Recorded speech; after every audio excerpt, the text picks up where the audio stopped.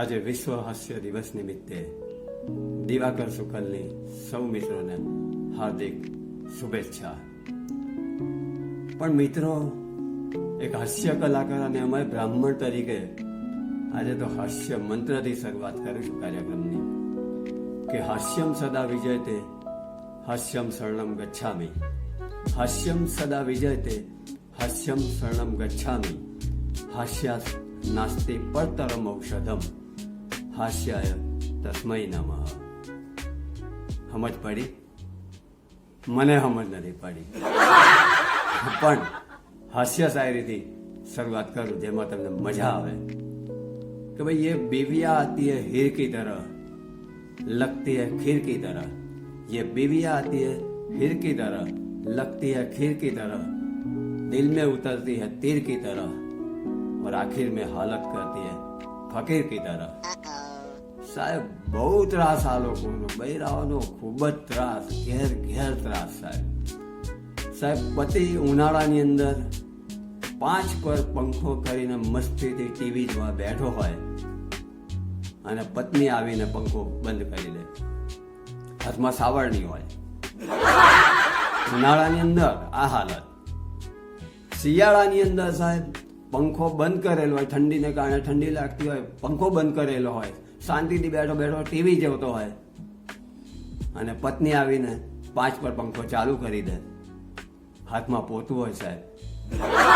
એની મજાલ છે સાહેબ કે એમની આ કોઈ બાબતમાં કોઈ દખલ કરી શકે.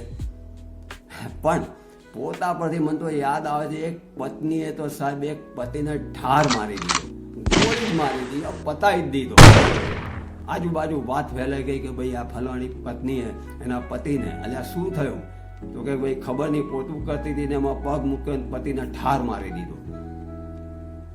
નજીકના પોલીસ સ્ટેશનમાં વાત પહોંચી ગઈ.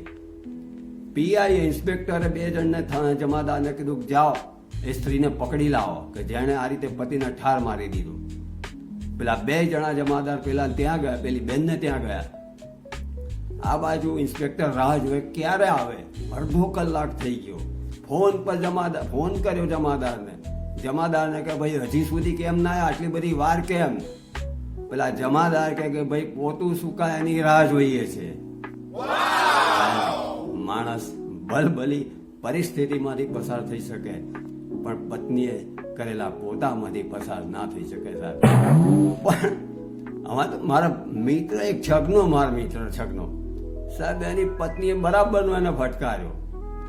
આવી ફટકારેલી હાલતમાં, આવી ખરાબ હાલતમાં સીધો પોલીસ સ્ટેશનમાં છગનો પહોંચી ગયો. સાહેબ કે છે મને માર્યો મારી બાયડીએ.